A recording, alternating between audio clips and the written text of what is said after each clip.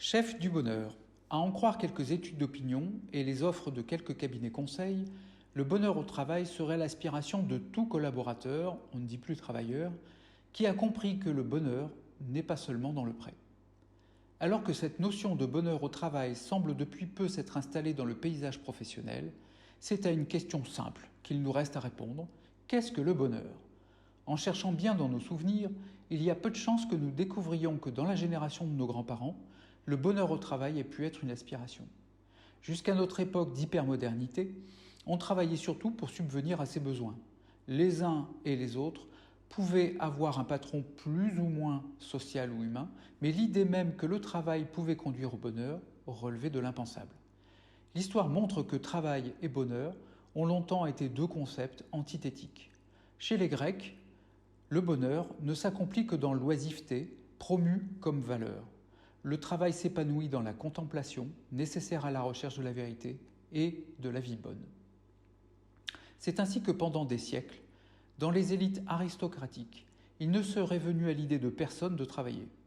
La langue française permet bien de le saisir puisque le mot « travail » vient du latin « tripalium », qui est un instrument d'immobilisation et de torture utilisé pour punir les esclaves dans la Rome antique.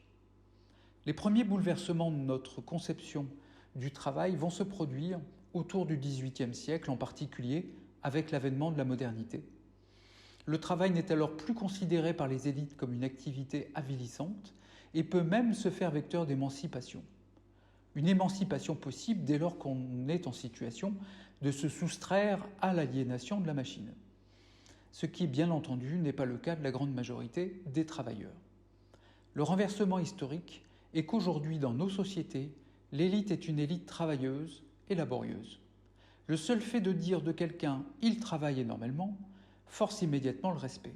Exit l'oisiveté comme valeur positive, elle est maintenant un défaut. Celui qui ne travaille pas, au mieux est un paresseux, au pire un parasite. Songeons à celles et ceux qui profitent du chômage alors qu'il suffit de traverser la rue pour trouver du travail comme chacun sait. Celui qui travaille, en revanche, doit travailler toujours plus et toujours mieux. Nous connaissons bien maintenant les conséquences de cette injonction permanente au travail sans fin.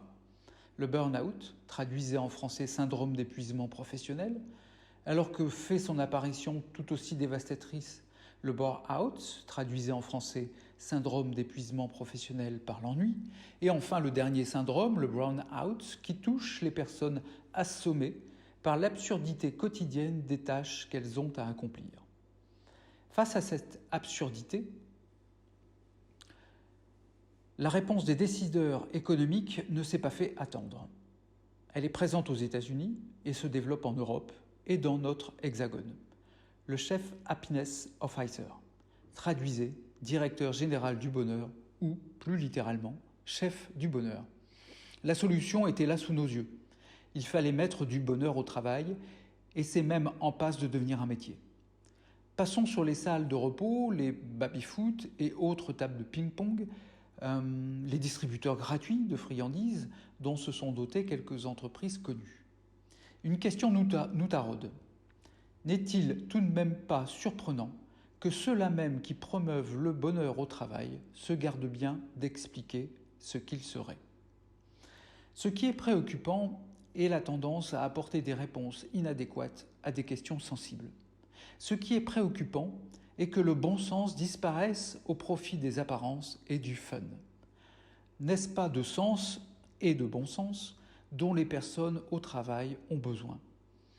Car si le bonheur au travail est la conséquence d'un travail réussi, d'une innovation, d'une performance inattendue, le bonheur au travail comme la condition de performance ne devient rien moins qu'une idéologie menant à la formule qu'un salarié heureux est un salarié productif. Une évidence qu'il serait grand temps d'interroger, de bousculer. Le bonheur au travail incarné par son directeur général du bonheur n'est pas autre chose qu'une instrumentalisation dans un but économique. Mais j'y pense. Le bonheur n'est-il pas une affaire privée ? Retrouvez sur la chaîne YouTube de Convergence les vidéos du séminaire que nous avions organisé à Marseille sur le travail avec le professeur Schwartz, le professeur Castanet, Vincent de Coléchac et quelques autres encore. Et pensez à vous abonner pour rester informé des actualités que nous vous avons concoctées.